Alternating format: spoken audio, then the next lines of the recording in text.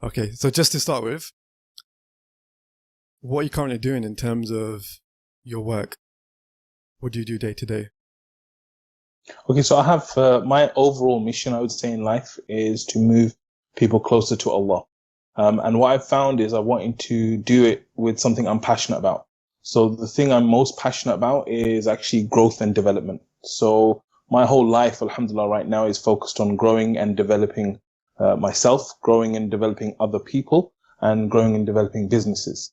So I have two main things that I'm focusing on at the moment. One is called Muslim Mastery, as you can see here, right? So Muslim Mastery is something Lovely that, hoodie there. yeah, alhamdulillah, it's something we've been running for probably about 4 or 5 years. It's basically all about the mindset for Muslims and getting it so that basically living with ihsan. And so that's all about growing and developing Muslims personally. And then on the other side, in my day-to-day business stuff, I do something called Muslim CEO, which is all about growing and developing Muslim businesses. So we help Muslim founders learn about high performance marketing, learn about businesses and things like that. So it's all about growth and development, really. And you worked with kind of starting up organizations like Ayera, right? Yeah, so alhamdulillah, I was very, very lucky. I got in at good times with different organizations. So IERA is a non-Muslim dawah charity which I helped to launch. It was back in 2009 where I kind of got headhunted from my role as a project manager to come in and help with that. So yeah, alhamdulillah. If somebody told you 20 years ago you'll be doing what you are doing today, would you believe them? Never. I would never have believed them. I actually, it's interesting because I love the kind of audience that is watching this, and I love what you're doing. Because for me, as a 17-year-old, I was here in this country at 17. I had no qualifications whatsoever, and I had just started my first job, washing fridges and cookers in one of those appliance shops, and I wasn't allowed to speak to customers or anything. It was just in the back, just hosing down these dirty secondhand fridges and stuff and just cleaning. So if you had told me like all these years later, someone's going to say to you, come and speak on my podcast or this and that, I don't think I would have believed it. Wow. So that's how it kind of all started out. Did you go to college, university? So let's go back to that time when you're 17 in college. How did it start? I think for me, my story starts a little bit earlier. And I would say I was a typical kind of, typical Muslim, typical Asian kind of growing up in the West, and my parents had come over here. And I think as I was growing up, you have this kind of identity crisis where you see the world outside, which is like the non-Muslim world. And in the 80s, 80s was a great time to grow up, alhamdulillah. But it's a different world. And then in your house, you've got like little Pakistan kind of going on. And so for me, as like my normal life potential wise, I felt like I was very average. I didn't feel there was anything special about me. I remember my teachers at school, they used to always say, he's got potential, right?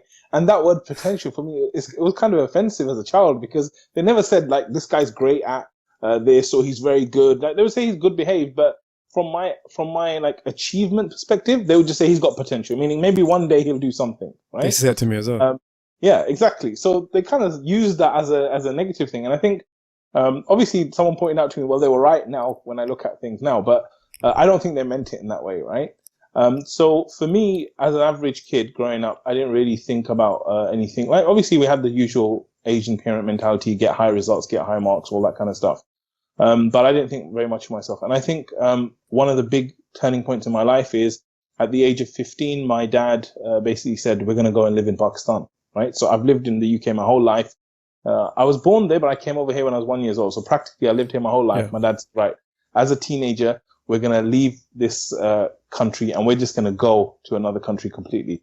And so for me, that was like a big culture shock. As a teenager, leaving here, going to the village, literally we went back to the village, right? And we spent a couple of months there. And then my dad was like, okay, we need to take you to a school. So he found a really good school in Rawalpindi. And we basically started going there as a 15-year-old. Now, me as an inner city London guy, right? I was like, okay, first day of school, probably going to get into a fight with someone. Probably have to see what the scene is, this, that. I get into the class, right? I remember first day I got there and the teacher walks in and everyone in my class stands up. And I'm like looking around like, what's going on? Why is everyone standing up? And then the teacher came in, and then the teacher's like, please be seated. Everyone sat down. And then, like, you know, during the class, every time they spoke to a teacher, they would stand up and show so much respect, right? And again, I was from an inner city school, like the kind of things people used to treat our teachers, terrible. So that whole kind of situation, you know, it like woke me up. Like, what is this world? It's very different to my world. And I think when you're young and you're growing up, you kind of go through instances like that. They open your eyes. And so for me, that kind of opened my eyes. But I still thought I was a bit arrogant. That although I was average, I felt like because this is an English medium school in which they speak English, I'm going to rule this school. Like, what do these Pakistanis know about speaking English, right? So I thought I was going to rule it. Year one, I failed everything except my beloved English and geography, right? So I'm sitting there now, like in shock, like what has happened? How did I fail, right? And then, you know, in Pakistan, what happens is if you fail, you stay in the same class. Really? Right? Yeah, like if you keep failing if you fail the year, you stay in that year. And that's why you got classes where you got this really big guy in our class who looks much older than us. Then you got this really young guy, you know. But alhamdulillah, I was very lucky. It was a Catholic school, really good Catholic school in Rawalpindi. My dad, he went in, he had a chat with all the principal and everything, and he said, "Look, give him a chance, let him go to the next year, and you know he'll do better and stuff." And alhamdulillah, like next year I did do much better, and that really like just cemented me. Like it took me to another level in terms of my thinking, because I realized that look, there's all these guys here. They're so amazing. They think education's so important, whereas I think school is a waste of time and this and that.